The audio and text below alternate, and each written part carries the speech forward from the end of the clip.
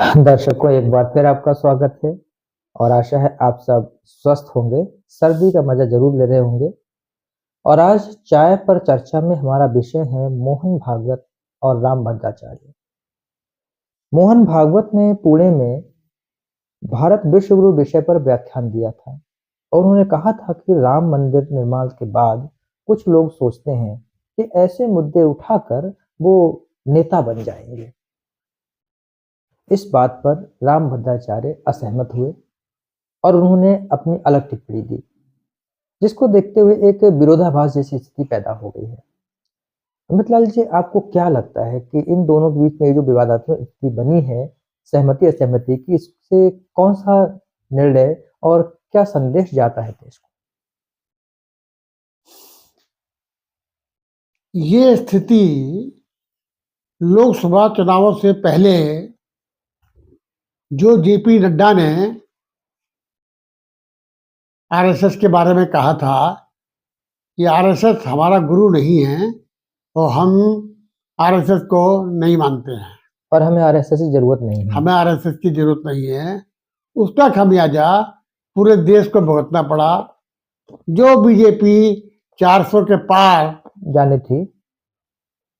जाने की जोर जोर से चिल्ला रही थी, वो हाँफते वो उतनी भी नहीं आ पाई कि अपने अकेले बहुमत पे सरकार बना सके। आज किसी तरीके से गवर्नमेंट बीजेपी की चल रही है, बहुत अच्छी चल रही है और जितनी अच्छी की उम्मीद नहीं थी उससे ज्यादा अच्छी चल रही है, उससे ज्यादा अच्छा काम कर रही है। आप भी अच्छा कर रही है। और यही बात फिर दोबारा मोहन भागवत ने फिर सही कहा और मोहन भागवत की मानकर ही बीजेपी ने चाहे छत्तीसगढ़ जीता और चाहे आपके हरियाणा जीता, चाहे आपके महाराष्ट्र जीता। और वैसे ही मुझे लगता है कि वर्तमान हालात को देखते हुए और देश हित को देखते हुए मोहन भागवत का कहना सही है कि हमें गड़े मुर्दे नहीं उखाड़ने चाहिए। अरे भाई, मोहन भागवत का कहना यह है कि आपने ये साबित कर दिया कि मुस्लिम 47 से पहले आक्रांता थे और आक्रांता रहे। अब संभल की खुदाई ने ये साबित कर दिया कि वास्तव में मुस्लिम आक्रांता थे।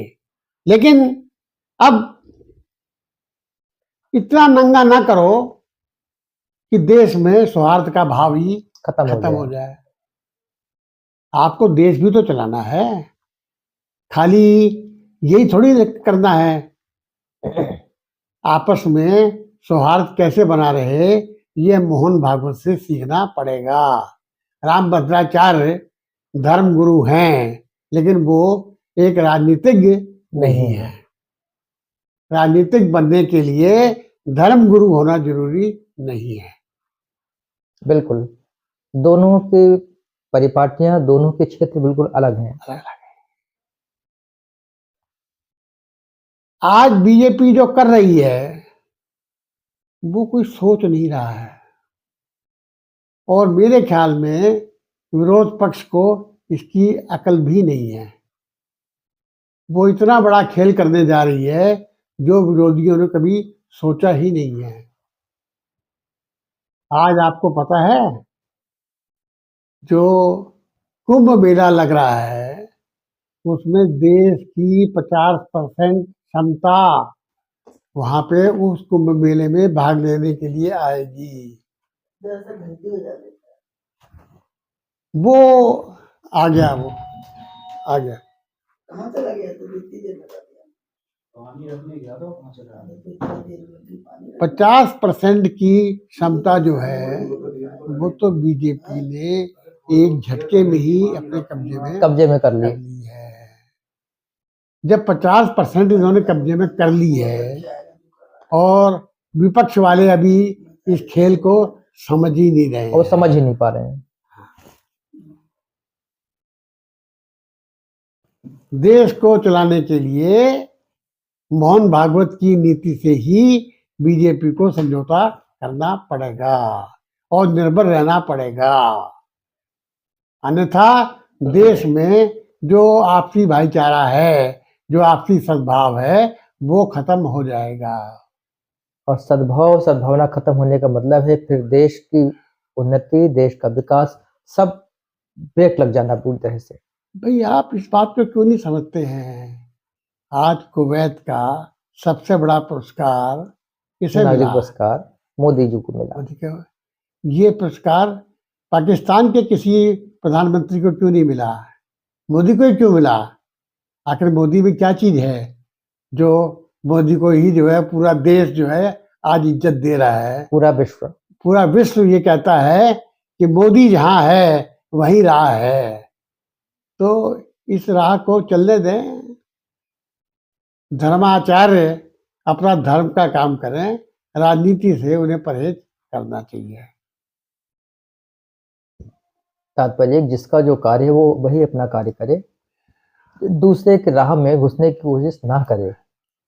जिसका कार्य उसी को साझे, अपना काम करिए और दूसरे को सलाह मत दीजिए।